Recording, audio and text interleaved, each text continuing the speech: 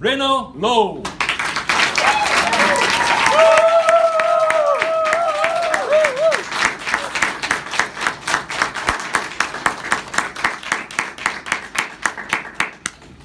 The title of his speech, Don't Be Afraid to Ask.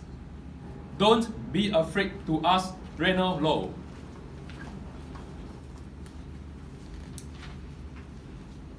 Have you had a question that you were too afraid to ask?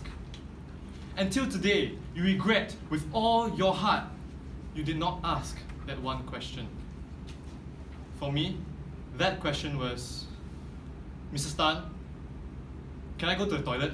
I was 5 years old, sitting on my classroom floor, listening to my kindergarten teacher tell the story of the three little pigs when I heard a big, bad wolf howling inside my stomach. I knew that if I did not go to the toilet soon, the wolf would blow the whole house down. I raised my hand. Teacher! Shh! My classmates wanted me to keep quiet, but I was getting desperate. Teacher! Shh! Cold sweat was dripping from my face. This was not looking good. Teacher! Shh! Now the whole classroom smelled like shh.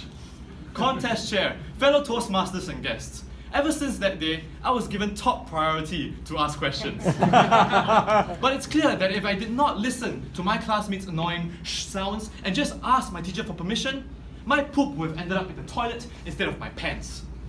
I remember going home that day, telling my parents what had happened in school. And I will always remember what my father told me. He said, Boya, next time, don't be afraid to ask. I've always wondered why my dad seemingly has no shame.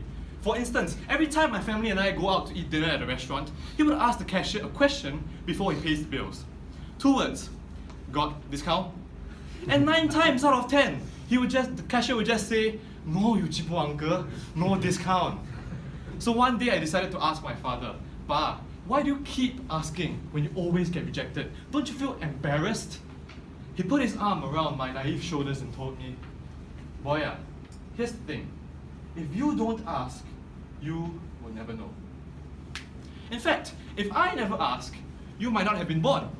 Wait, if you never asked for discount, I wouldn't have been born? No.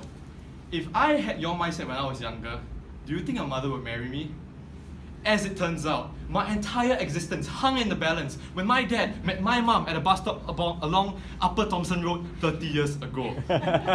With all the butterflies in his stomach, he pushed it away, breathed in, and repeated to himself, if I don't ask, I will never know. Hui King, would you please go out with me this Saturday? Long story short, ta-da!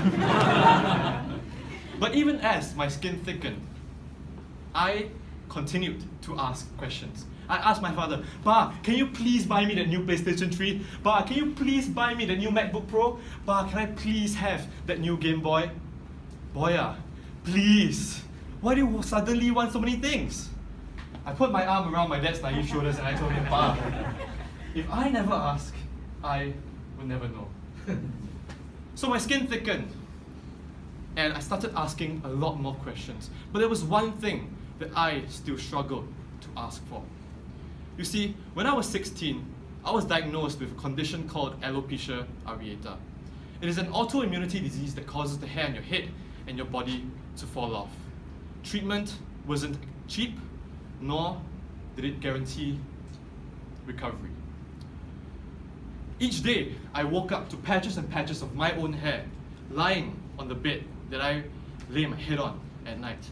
And every day I made it a habit to sweep the hair from my pillow to my bed, from my bed to the floor, from my floor to my dustpan, and from my dustpan to my dustbin.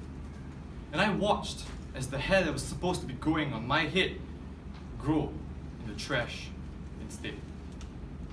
Have you ever felt so conscious of the way people looked at you?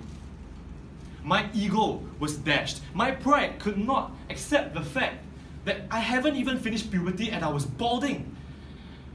So for months, this cap became my symbol of shame.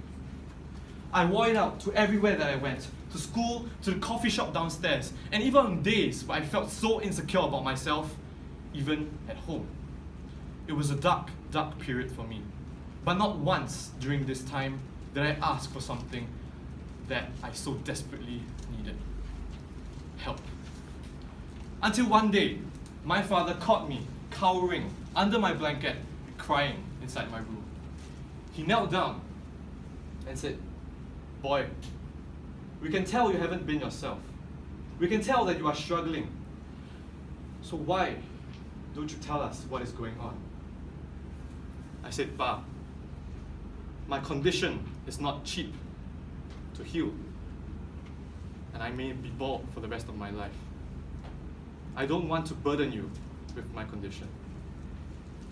My dad said, "Boy, you think your PS4, your MacBook, and your Game Boy all very cheap, is it?" Listen, when it comes to matters of your health, I would never say no. Please, don't be afraid to ask for help.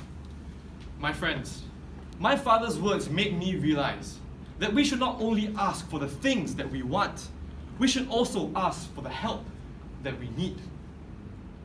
So in the coming weeks and coming months, I slowly opened myself up to my friends, to my parents, and I started to undergo treatment for alopecia. And I started to lift the heavy burden off of my shoulders. And it was only then that I began to feel happier. It was only then that I began to let go of my symbol of shame. And it was only then that my hair started to grow back. Have you been afraid to ask a question? Have you allowed your fears and insecurities get control of you until you see paiseh? My friends, if we do not ask the questions that are important to us, we may never know what we may achieve and get from life.